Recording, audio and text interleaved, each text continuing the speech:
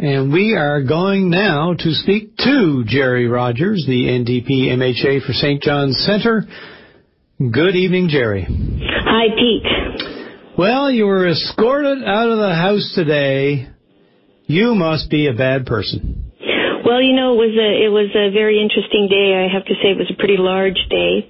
And being escorted out of the house for contempt is pretty serious.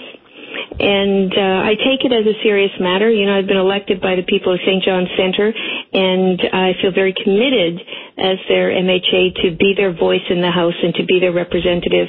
And so it's quite a serious matter. I did not see this coming.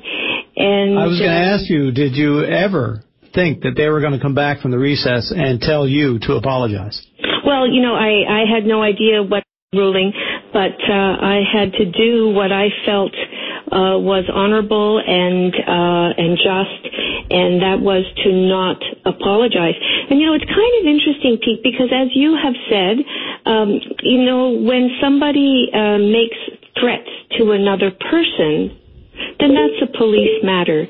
And apparently, one individual in a group of over 1,600 has made a threat, and apparently, I believe that those threats were. I mean, I had not seen the Facebook page. Apparently, those comments were removed a few days ago, and the RNC, in fact, is investigating the individual who made the threats, as should be. That's what should happen. But then to bring this to the House in this manner, when there are so many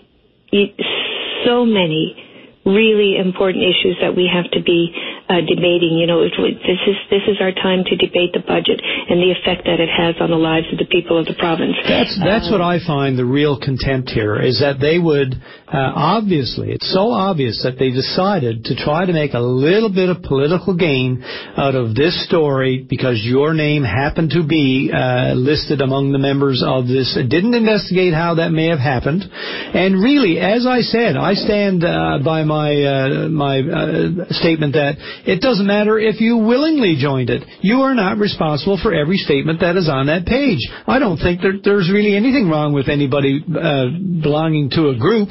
Again, you had nothing to do with the comments that were made, just like you would have nothing to do with a person who threw an egg out of a protest crowd at somebody on stage. It's crazy, and they know that, and I think they're wearing this. This is an egg on the face for them, and I think it's well-deserved.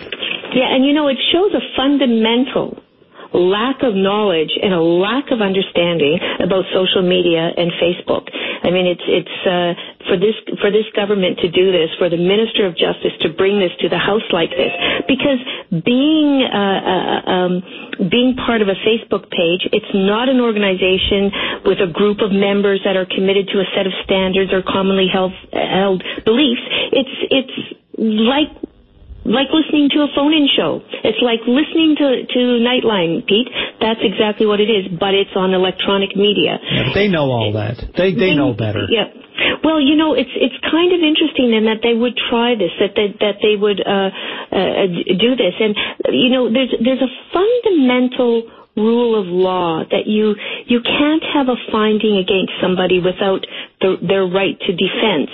Has put me on a Facebook page, and I have been found guilty of something without having any representation, any defense.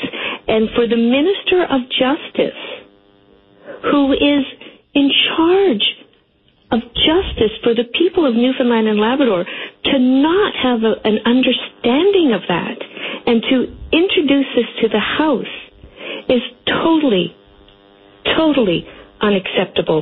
And I feel it's a misuse of the House, and I'm just shocked that this has been attempted, that they have done this.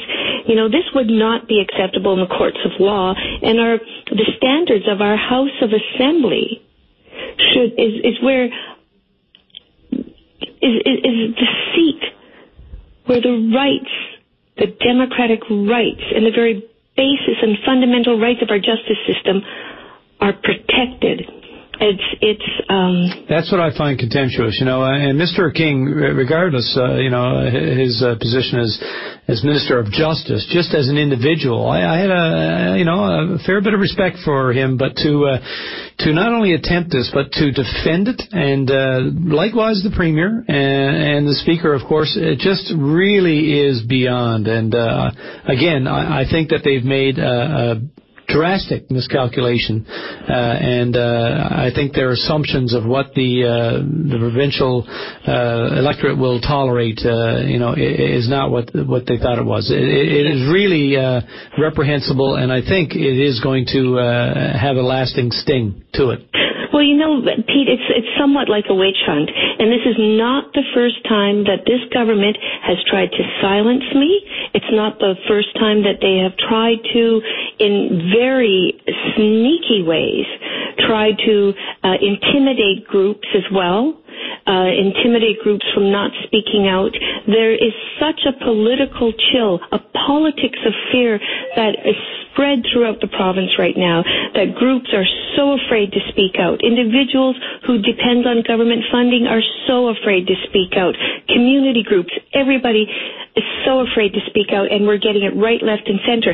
The other thing that we see is that a number of people who work in the public service have told me, a number of them, that they have been told that if they even like somebody's comment on Facebook that is criticizing government policy, that they will lose their jobs.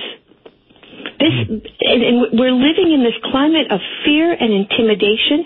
This is also the government that introduced Bill 29. Mm-hmm. This is I fear for our province, and I do not think that people will put up with this. We have to continue the dialogue. As an MHA, it is my obligation and my duty to listen to the people of St. John's Centre, to listen to the people of the province. And it's really interesting because it just so happens that I am having a town hall. We sent out the flyers to St. John's Centre last week. I'm having a town hall Wednesday, April 24th at St. Teresa's Parish Hall, where I'm asking people to come to talk to me about what they feel about the budget, how it affects their lives. We also have a fantastic economist, Alison Coffin, who's going to talk about and explain some of the aspects of the budget, making it accessible for people who don't really know a whole lot about budgets and economics. And on my poster for this, I said, I'm listening. And I am really hoping that people will come because I want to hear what people have to say. That's my moral obligation. That is my political obligation as an elected member of the House of Assembly. Well, whatever you do, don't start up a Facebook page. Well, hey, apparently somebody has started up a Support Jerry Rogers Facebook page. I haven't seen it yet. Oh, it's going to be a race between yours and Premier Dunderdale's to see. It might be. Hey, it just might be. All right. Listen, thanks, Jerry. Really appreciate you taking the time, and we'll keep in touch now and see how this turns out. And thanks, Pete. And again, the open line shows are so important. It's so important for the citizens of the province to feel that they have a right to speak out and that they have a right to be heard. I can only concur. Thanks again. Thank you. All right, good night.